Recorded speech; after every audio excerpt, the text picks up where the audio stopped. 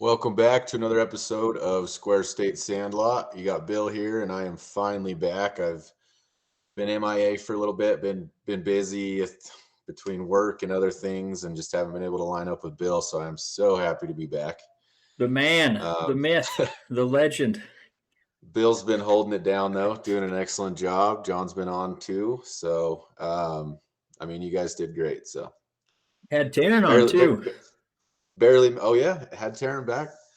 I'm bummed I missed that. Yeah, he was sad that you weren't on, but it's fine. Hopefully Yeah, next time. he had to deal with just me. So Poor guy. But so without further ado, I guess we'll get the ball rolling. What brings us together? Square State Sandlight is obviously Wyoming. So we had a pretty big game against Kent State. I'll go ahead and let you take it from there, Bill, and I'll give you yeah, some of my opinions. famous Idaho Potato Bowl, which just a fantastic setting on that ugly ass blue field in Boise State. Boise's not a Man, state, I love it. but Man, we look good. We look good on that blue field, though. oh man, the It's just something about it. could you, those uniforms, they probably should have got together beforehand and been like, hey man, we're Dude, wearing yellow, so it why was don't you not wear horrible. it? Yeah, it was tough to tell which team was going where, but no, it was a good game. I think it ended up being 52-38 or something like that. So I think that was Sounds right. final. A lot of good things came from that game. Obviously, we haven't seen Wyoming score 52 points since the game against Ball State, which was, I Which think, the was third game early. in the season, something like that. Yep. So, offensive outpouring. Obviously, you had Titus Swan and Xavier Valade, and then even Trey Smith came in and did very well as the third running back. And it was his last game as a Wyoming Cowboy, so obviously happy to Yep. see him put up some points. But Levi Williams was the star of this game. I mean, 200 yards rushing, 4 touchdowns. Just Kent State was going after the running back and not even paying any attention to the quarterback, and he took full advantage of it. So it was great to see. And obviously, we've talked about Levi Williams quite a bit on this Yep. podcast because when you're taking over the helm as the quarterback of the football team, you're going to get a lot of eyes on you and a lot of speculation on how you're playing and things like that. But after this, obviously he took MVP, and after this game, he announced that he has entered the transfer portal. Isaiah Nayor also entered, so their top wide receiver. Um, and then they are losing some seniors as well. So I think Yeah. Chambers will be next, and obviously that's a big blow to the Wyoming football program. Levi Williams looked like he'd finally turned the corner, like he might be the franchise quarterback, so to speak, for the next couple of years. But it's tough to fault him. I mean, this offense is set up to basically run first, and if you want to make it in the NFL and want to showcase your skills, you're not going to want to be in an offense that's based on 1960s football. So it's tough to fault him for wanting to leave. And same with Nayor. Yeah. He's a great wide receiver. I think he actually has the talent to make it in the NFL. And you don't want to be stuck in a run first program when you're trying to showcase those skills. So obviously a big blow. What were your thoughts on the game, and then obviously losing those two guys? And I wouldn't be shocked if there's more to come in the next few days. I guess I'll start with the game. First off, I mean, this is this is the grit and the fire that I felt we lacked in a lot of our games where we lost this season. So to see, especially that second half, this is the Wyoming football that I wanted to see all season. This is what I was hoping the whole season would be like. So it was awesome to finish on that note.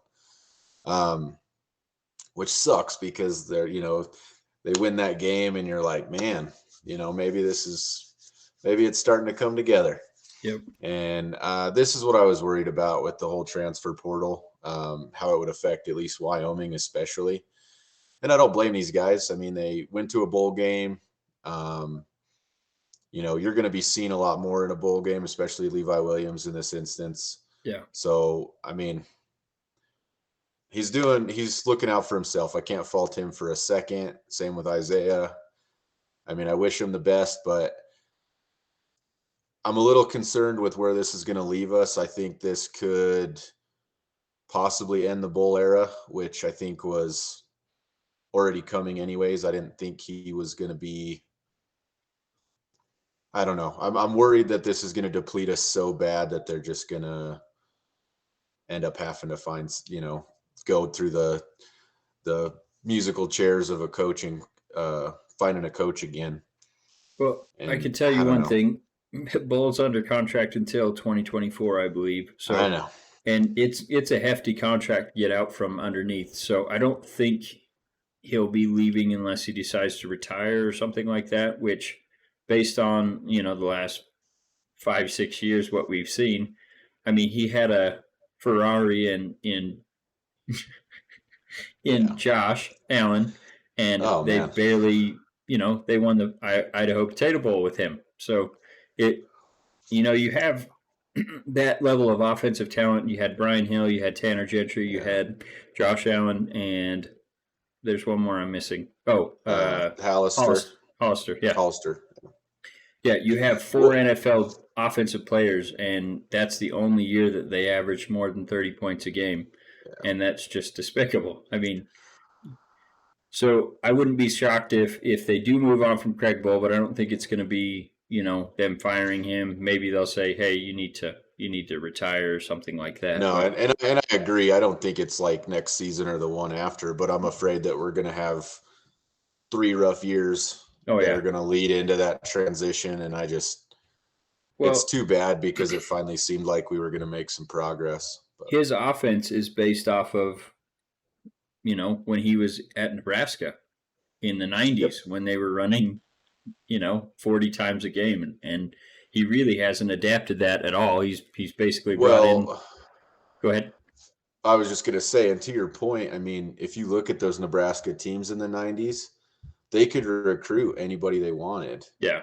So, I mean, that's a whole nother ballgame, too. When you have the biggest, nastiest, meanest guys, you can run 4 plays for 4 quarters and just pound it down people's throats. Yeah, I mean they had a And triple option offense, and I mean yep. obviously that's not the style that Wyoming's doing. They're doing a more traditional pro style offense, but if you look at where the pros are now, they definitely value the spread offense and throwing quite a bit. And all Bull wants to do is run, pass when you have to, and then punt Yeah.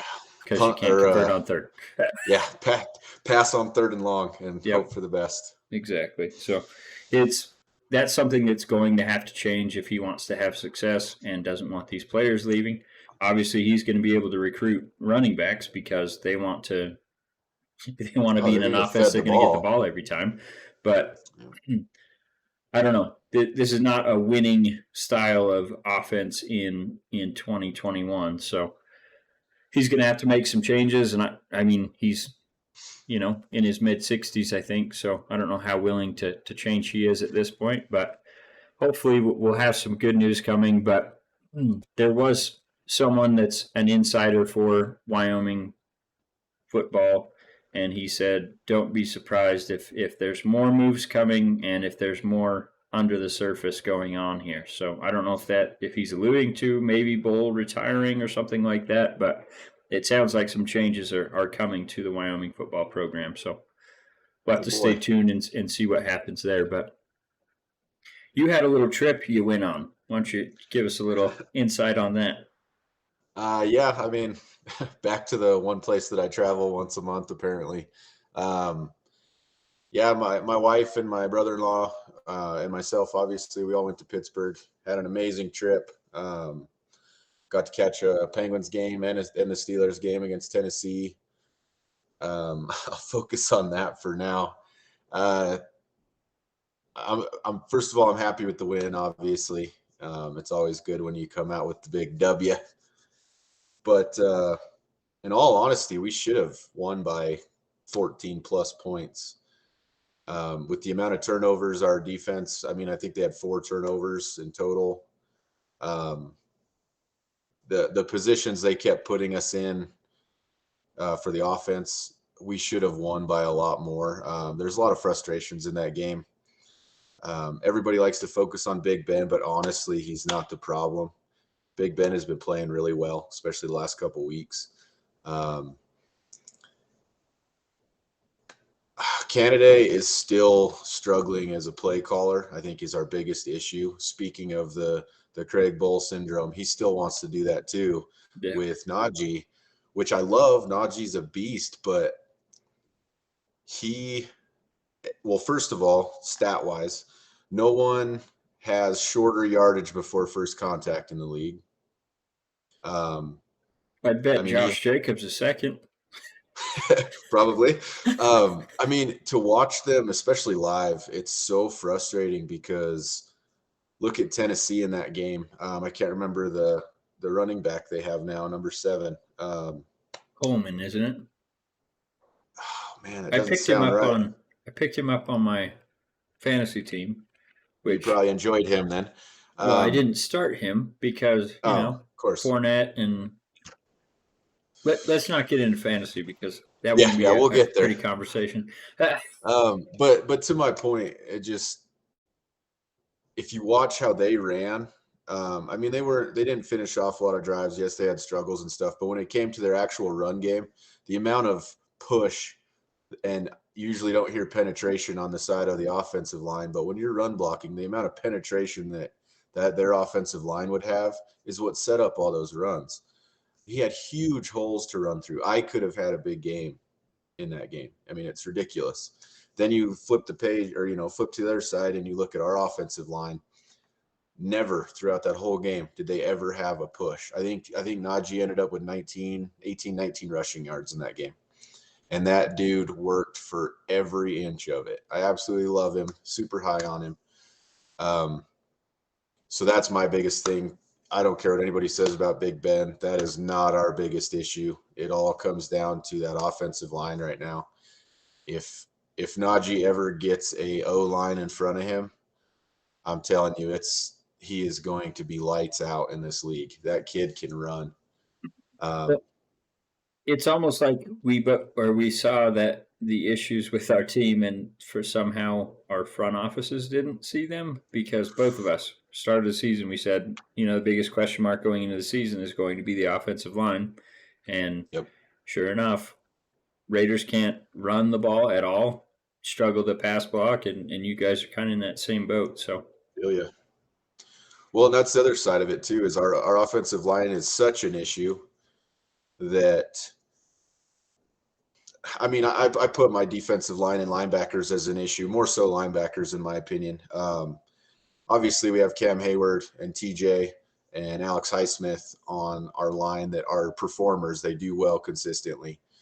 But our linebackers are such a liability, especially Devin Bush. I cannot tell you how much I cannot stand this kid. He's all mouth and never performs on the field. Every time I see him, all I can think to myself is how little he's like Ryan Shazier. He was such an awesome linebacker, was going to be the future of that core, obviously. Obviously, side story, he, is no longer playing. Thankfully, he can walk, and made a recovery there. But our linebackers are so terrible that it exposes our defensive line a lot. And then you add that with our offensive line, which is killing drives. Our defense has been asked to do so much. And they've, fallen off stat-wise as one of the top defenses in the league, but it's because of the positions they're put in all the time. And that, to my point, that Tennessee game, every bit of that win goes to Chris Boswell and that defense. The fact that we were able to stop those late drives, get all those turnovers, I mean, it was huge. The last thing I will say, or last two things I will say about that game, first one being my boy Pat. I love that guy. He actually left the game, took a nasty hit, still held onto the ball though, which was impressive. He left the game under concussion protocols, and thankfully he has since cleared them and should be playing next week. Derek Carr could never. The last thing I'll say is a big shout out to TJ Watt, who should win Defensive Player of the Year and possibly MVP. Yeah, I said it. He actually just passed James Harrison for the record for Pittsburgh for most sacks in a season. And with missing a few games, it's pretty impressive that he's up at 17 and a half. So, Yeah. um, Well, I don't unless he lines up and takes a couple drop backs and throws, I don't think he's winning MVP. So I know. I do have to say it was really funny. One of the things that always gets said about TJ is he never gets double teamed and he never gets held.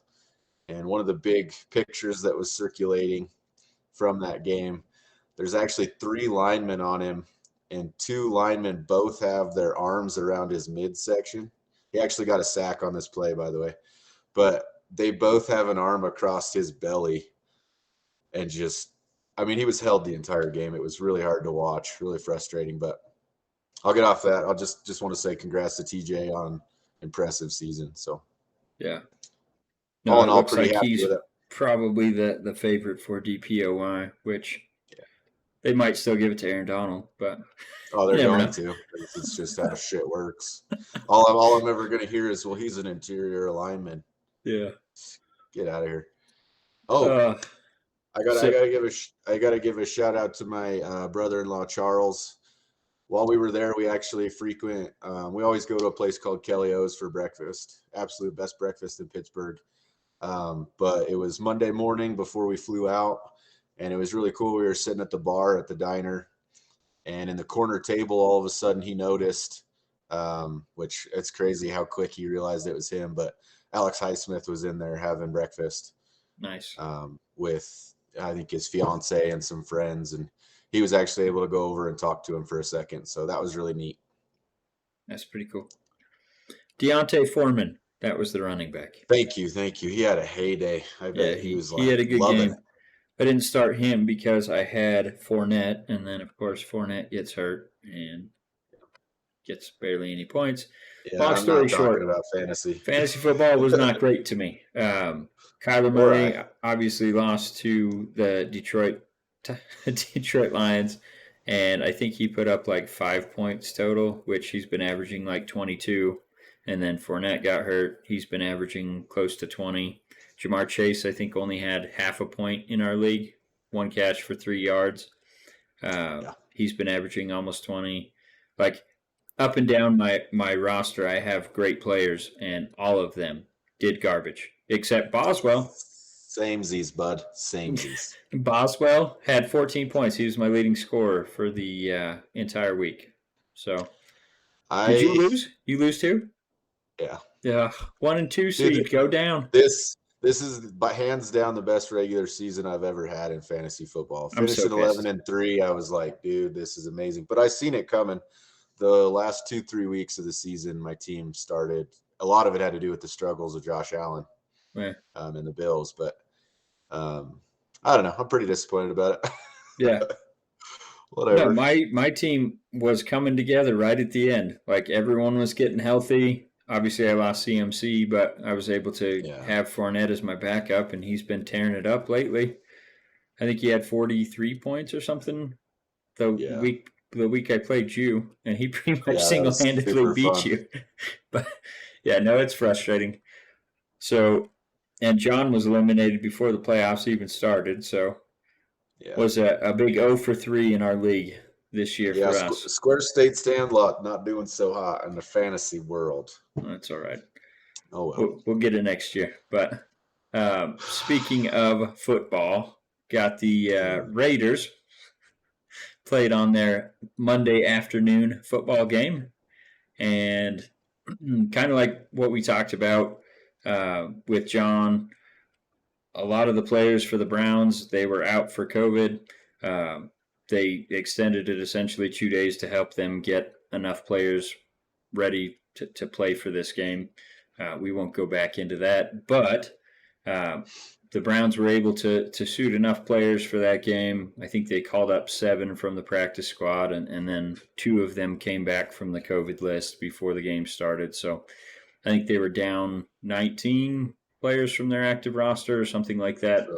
And the Raiders they beat them 16 to 14 on a last second field goal by Daniel Carlson. So um, obviously that kind of tells you the state of where the Raiders are at, where a team's missing 19 players. A lot of those are starters, and you barely beat them. Obviously, it's a win's a win, like you said. So it's tough to be upset about a win, but winning in that style to a team that's so shorthanded, I mean, it's tough to feel good about it. Tough to feel good especially about going it. into the playoffs.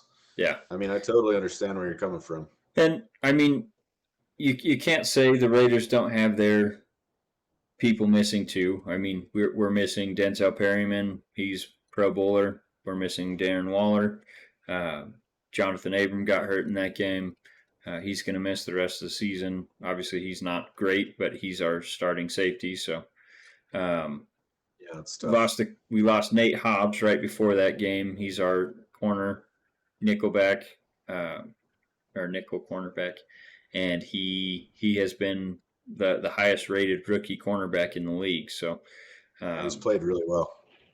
Obviously, we weren't at full strength for sure, but we were a lot more full strength than the Browns were, and to barely eke out that win's a little frustrating. So we'll see what happens towards the end of this season.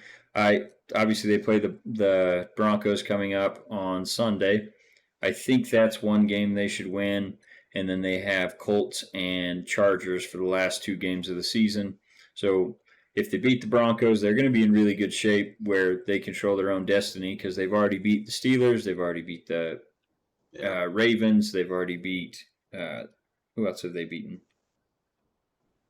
I would have to have the standings in front of me, but they've beaten most of the teams that are with the same record as them, and even some that were ahead of them.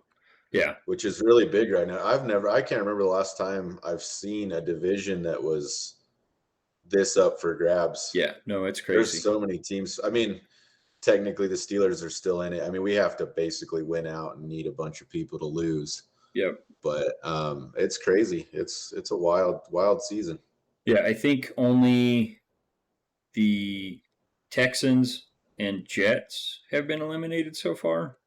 There might be one more team in there in the AFC, but the rest of the teams are all alive and sitting right still there next to by the numbers, yeah, next to 500. So it's obviously the Raiders are sitting at 7-7. I think they're in the 9th spot for the playoff standings, which is obviously outside looking in, but they're in really good shape if they just keep winning. So not that I think they'll do anything in the playoffs, obviously. I've already said what I feel about the Raiders this season, and I think winning that game against the Browns essentially delayed the inevitable by a couple weeks, but, keeps us Raiders fans tuning in, I guess, and looking forward to the next week to be eliminated or whenever that happens. But I think that's all I had for NFL. Was there anything else you had football-wise? I guess the only thing I would say is big test for the Steelers this week. They can't play the Chiefs the way they played Tennessee, so we'll see how they perform in that game. Who do you guys have left? We play the Chiefs, and then I just had it up too.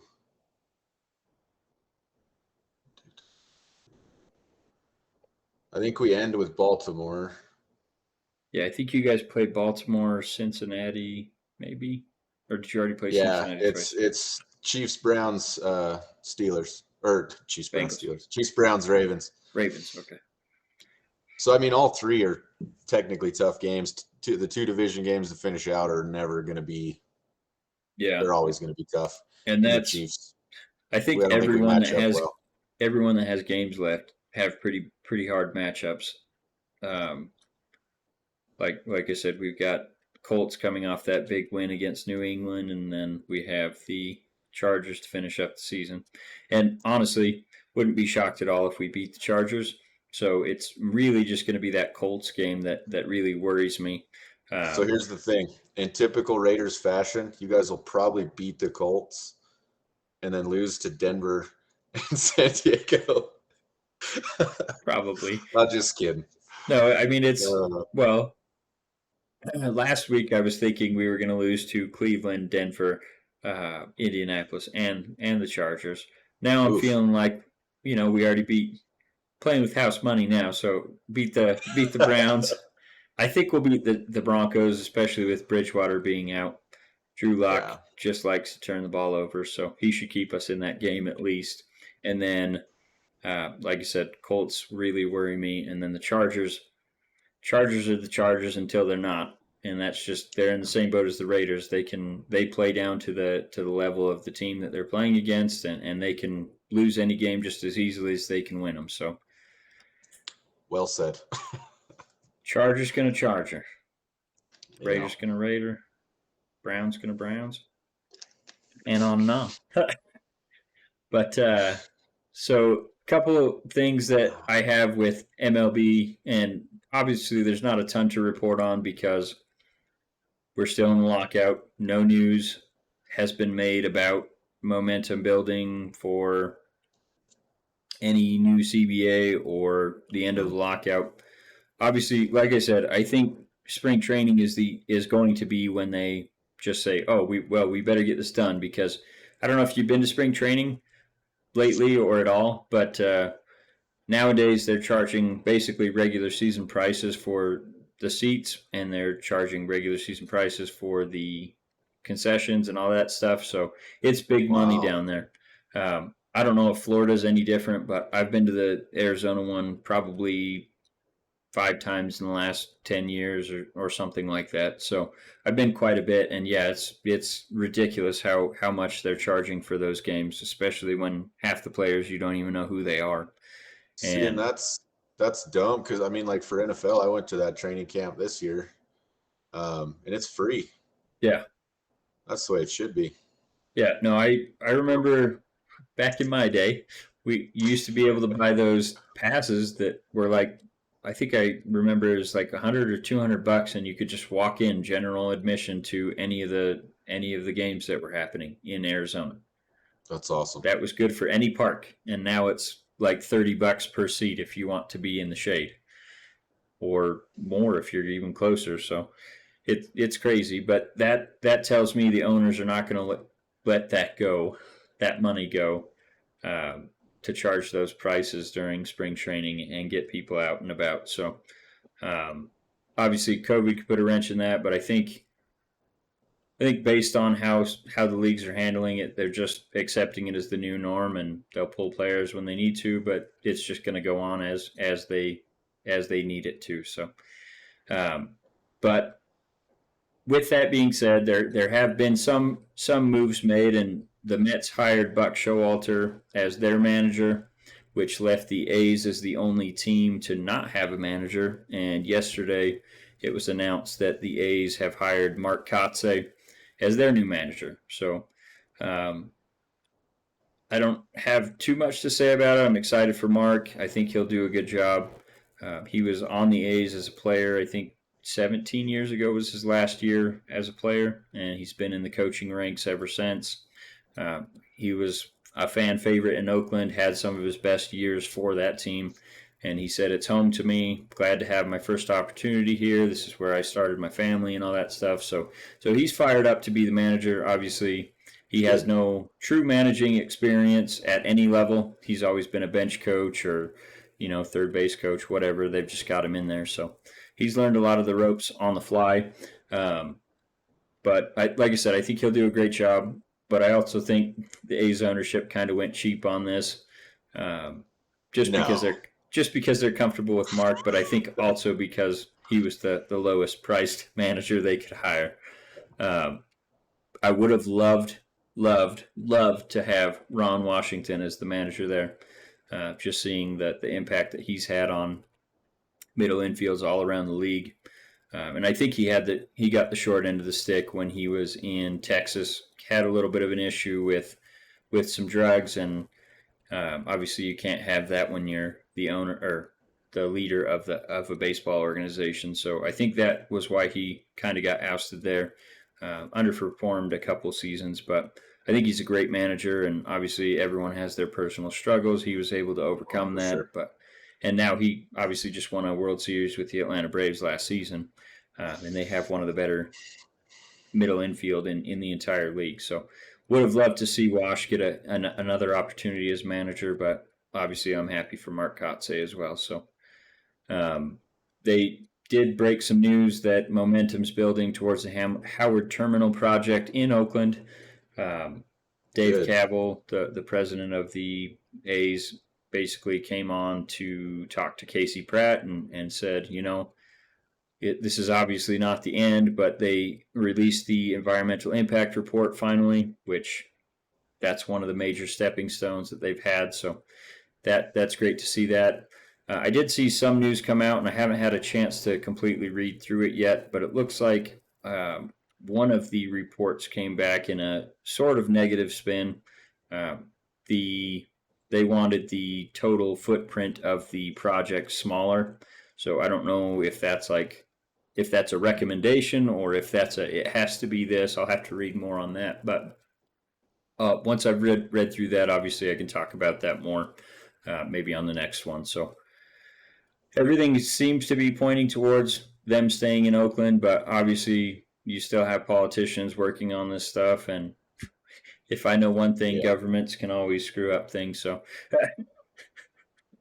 it's that's one thing we can probably always bank on. So we'll see if anything gets done with that. Otherwise, they may be going to Las Vegas, and we'll see. But hoping this is all positive news and they're staying where they should be. So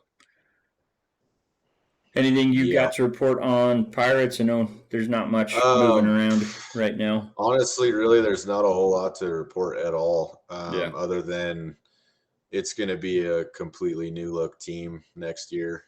I mean, they designated a ton of players. I mean, Colin Moran's gone. I saw that one. They ended up obviously. I saw you guys signed a catcher too, but I can't remember who it was. Yeah, there's been some signings here and there. Nothing I would say is big, but yeah, basically we're just going to be fielding an entirely new unit next season. So, I mean, I think even down to pitchers, we're really not bringing that many people back.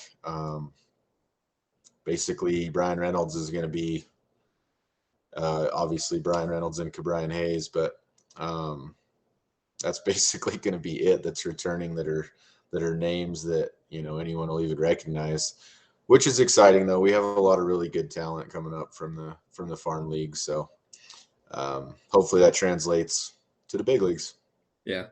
I'm still hopeful this new CBA will include some sort of salary floor. Man, I hope so. Where it can get our team spending.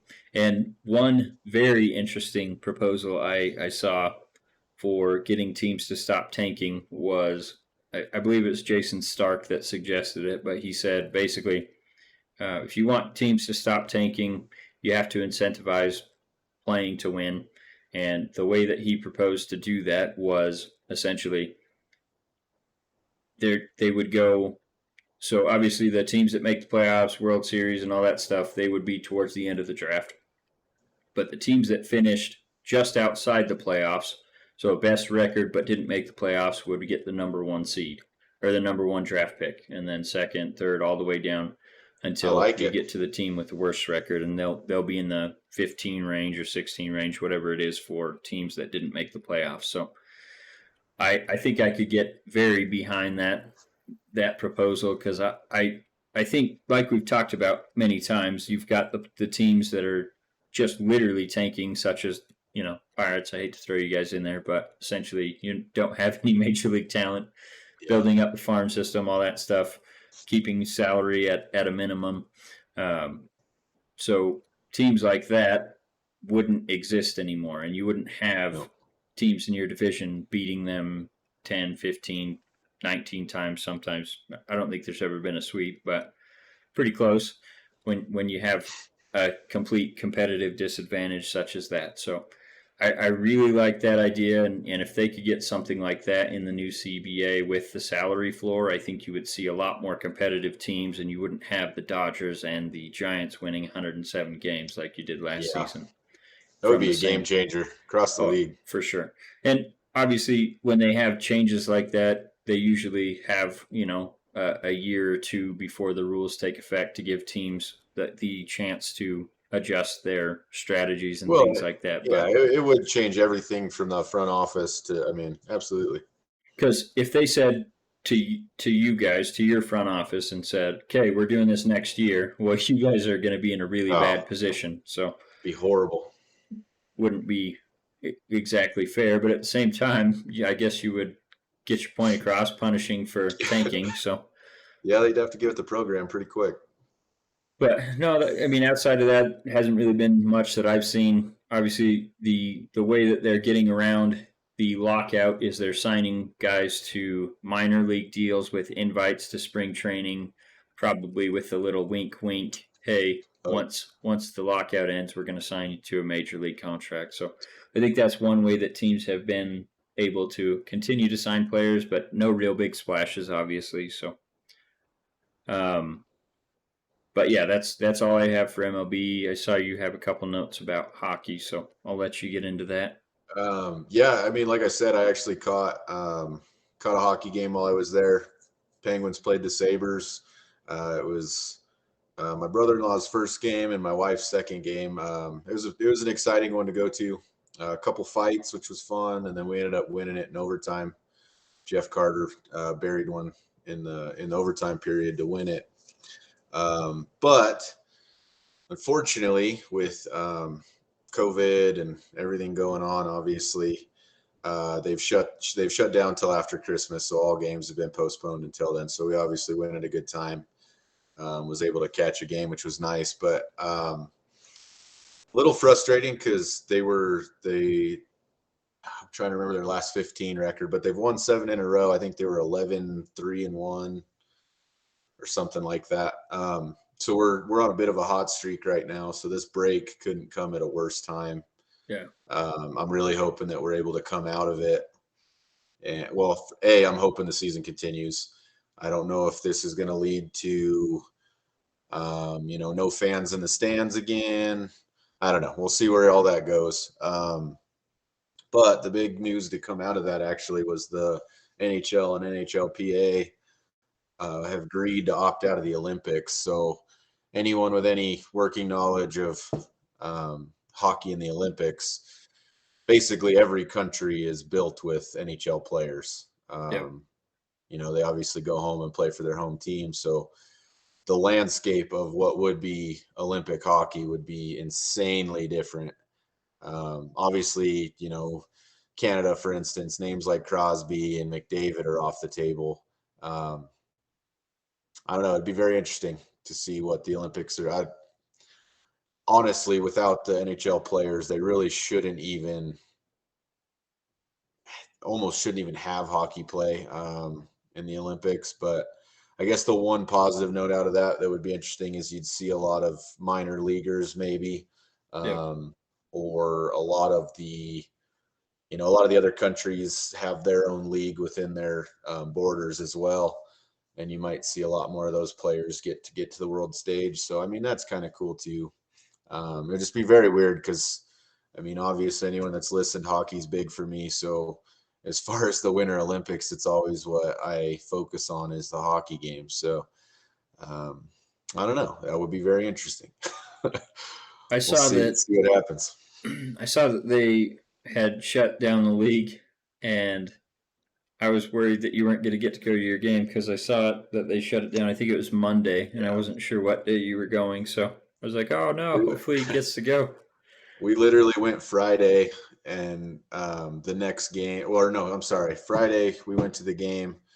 I think it was the following day while I was still there. I watched them play the Devils in New Jersey.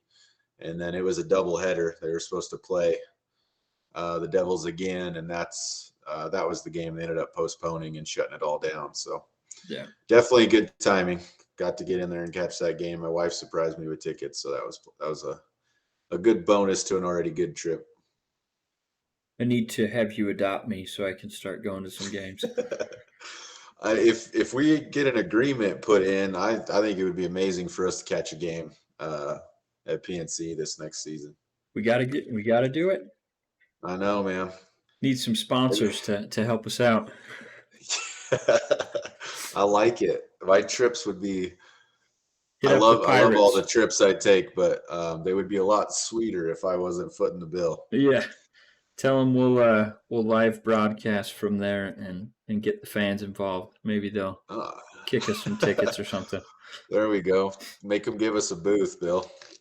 All right. Well, with that, I think that's all that we've had on the notes. So, a couple of things coming up. Think worth mentioning. Probably have a couple extra guests coming on eventually. Don't know when. Haven't figured out schedule wise yet, but I don't know if we'll record another one this weekend or not. I think John said he was down. I don't know if you're working or whatever. So things to look forward to. I've got one confirmed guest that I'll talk to you about off air. And Same. I'll try to work on one that we've talked about him, but we'll see if I can get him okay, lined up. sounds good. But outside of that, we just want to thank you guys for tuning in. Hopefully you enjoy. As always, subscribe, share, save, whatever you can do to help us out, and we'll keep producing this thing. So Yes, we've one thing as we're signing off here, I have seen a lot more people, a lot more names popping up, following pages, and a little more interaction with our various social medias. So thank you for everybody that's been with us, and then thank you to everybody who's hopped on. So with that being said, please interact some more. We'd love to get some questions. I'd love to see a little more content on the actual podcast that's for coming sure. from our listeners. Now, I got a couple more ideas of things like fun segments, so we'll talk about that off air too. But yeah, as always, we'd love to have some questions, comments, all that fun stuff. So thank you guys for tuning in, and we appreciate you, and we'll catch you on the next one.